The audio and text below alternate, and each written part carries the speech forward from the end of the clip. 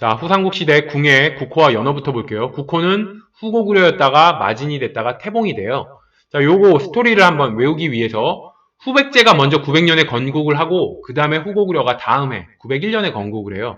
그러니까 사람들이 이제 후고구려를 막 놀리는 거예요. 후백제 아류라고. 너 후백제 따라서 후고구려 만들었구나? 이러고 막 놀려요, 사람들이. 그러니까 궁예가 빡쳤겠죠. 그래서 나라 이름, 후고구려 안 되겠다. 새롭게 나라를 건국하고 난 다음에 이렇게 말하는 거예요. 진짜 나라다. 태봉이제. 여기서 진짜 나라다 해서 마진이라고 나라를 만들고 진짜 나라다. 그런 다음에 태봉은 뭐냐? 클테의 따봉의 봉이. 그래서 큰 따봉. 그러니까 진짜 나라다. 따봉이제. 짱이지. 이런 얘기죠. 그래서 진짜 나라다. 태봉이제. 이렇게 하면은 후고구려였다가 사람들이 놀리니까 진짜 나라다. 떼봉이제. 따봉, 태봉 이렇게 해서 마진, 태봉 이런 식으로 나라를 바꾸더라.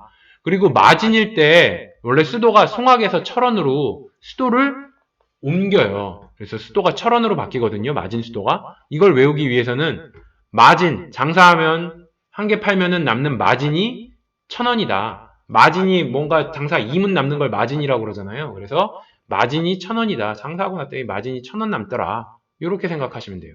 그리고 참고로 마진이 건국하고 난 다음에 수도를 송악에서 철원으로 옮긴 이유는 송악은 왕건의 텃밭이에요. 근데 왕건이 이제 성장을 하니까 아무래도 의식하게 되니까 이거 송악에 있으면 송악은 왕건의 홈그라운드니까 안 되겠다 해서 철원으로 수도를 옮기게 됩니다. 그래서 저희가 외울 때는 마진의 수도는 철원을 1,000원이라고 생각을 해서 마진 장사할 때 한 개 팔면 남는 마진이 1,000원이다. 마진 1,000원이다 해서 마진이 수도는 1,000원이다. 이렇게 생각하세요. 자, 궁예 때 연어 볼게요. 무태, 성책, 수덕만세, 정계 이렇게 4개가 있어요. 그래서 마진일 때 처음엔 수도가 송악이었다 철원으로 옮겼잖아요. 그래서 수도가 송악일 때는 연어가 무태였고 철원으로 옮기고 난 다음에는 성책 그리고 국호를 태봉으로 바꾸고 난 다음에는 수덕만세, 정계 이렇게 있습니다. 그래서 이걸 외우기 위해서 자 이렇게 할게요. 마진이 송악에 있을 때는 연호가 무태였어요. 그래서 왕건 텃밭이잖아요. 송악이. 그러니까 왕건 텃밭인 송악에서는 이 마진 남기는 거 못해. 무태가 못해 이런 얘기죠. 그래서 무태. 마진 남기는 거 못해. 어디서? 왕건 텃밭인 송악에 있을 때는 마진 남기는 거 못해. 해서 마진 무태 이렇게 되는 거예요. 그래서 마진을 1,000원이라도 남기기 위해서 철원으로 쳐놓은 거죠. 1,000원이라도 남기려고 철원으로 천도했다. 마진이 송악에 있을 때는 마진 남기는 건 못해 이랬다가 마진을 1,000원이라도 남기기 위해서 철원으로 천도를 했죠. 왕건이. 그렇게 해서 그때 연호는 성책이에요. 이 성책이 무슨 뜻이냐? 성인성. 여기서 성인이라면 4대 성인. 예수, 부처, 공자, 소크라테스 이런 굉장히 뛰어난 사람. 성인성의 책략책이에요. 정책, 책략. 정책이라고 생각하셔도 돼요. 그래서 성인의 정책이다. 그래서 굉장히 뛰어난 사람의 정책이다. 이런 뜻이고 성책은 왕건을 견제하기 위해서 철원으로 수도를 옮겼죠. 철원으로 수도를 옮기고 난 다음에 궁예는 본인의 정책에 혼자 너무 좋아하는 거예요. 내가 왕건의 텃밭인 송악에 있다가 이 철원으로 옮긴 건 신의 한 수다. 그러면서 스스로 너무 대견하고 좋아하게 생각하는 거. 그러면서 연호를 뭐라고 지었냐? 성책. 이건 성인이나 낼 수 있는 정책이다. 성인이나 할 수 있는 정책이다. 성인의 정책이다 해서 성책. 이런 식으로 마진에서 철원으로 이 송악에서 철원으로 수도를 옮기고 이제 연호를 이건 성인의 정책이다 이러면서 성책이라고 연호를 했고요. 그 다음에 국호를 태봉 이제 점점 미쳐가는 거예요. 국호를 떼봉 이렇게 따봉 이런 식으로 국호를 짓고 나니까 이거에 어울리는 연호는 뭐예요? 수덕 만세! 만세! 따봉! 만세! 느낌 비슷하죠. 그래서 태봉이라고 연호를 짓고는 수덕 만세! 만세! 이렇게 되는 거예요. 그래서 연호를 수덕 만세라고 태봉일 때는. 그리고 궁예는 막판 가장 막판 되면 완전 또라이가 되는 거죠. 그래서 마구니가 꼈구나 이러면서 이 사람 저 사람 다 죽여버리고 심지어 자기 부인이랑 아들도 죽여요. 그러니 뭐예요? 완전 개새끼죠. 그래서 막판의 연호는 정계. 정말 개새끼더라. 가장 마지막에는 정말 개새끼 같은 짓을 해서 정말 개새끼더라. 그래서 연호 제일 마지막은 정계다. 이렇게 연호 4개 외우시면 될 것 같아요.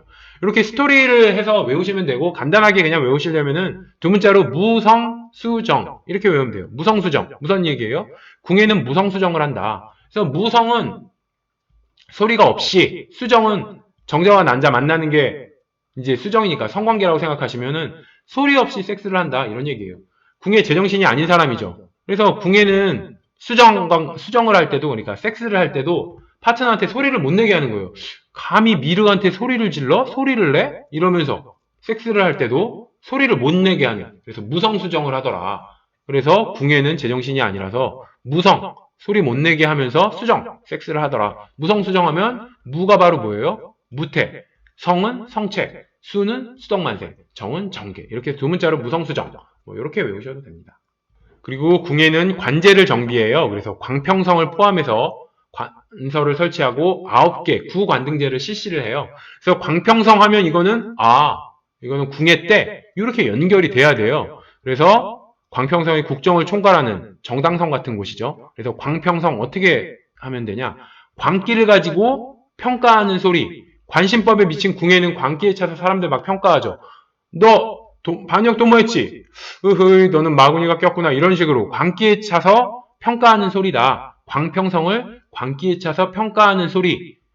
궁예에게 어울리죠. 그래서 광평성은 궁예 때 있던 국정 총괄하는 곳이 광평성이구나. 이렇게 생각하시면 돼요. 그리고 궁예 때는 구관등제라고 했죠. 그래서 궁예는 구자가 보이잖아요. 궁예 구자가 보이죠. 그래서 궁예는 구관등제다.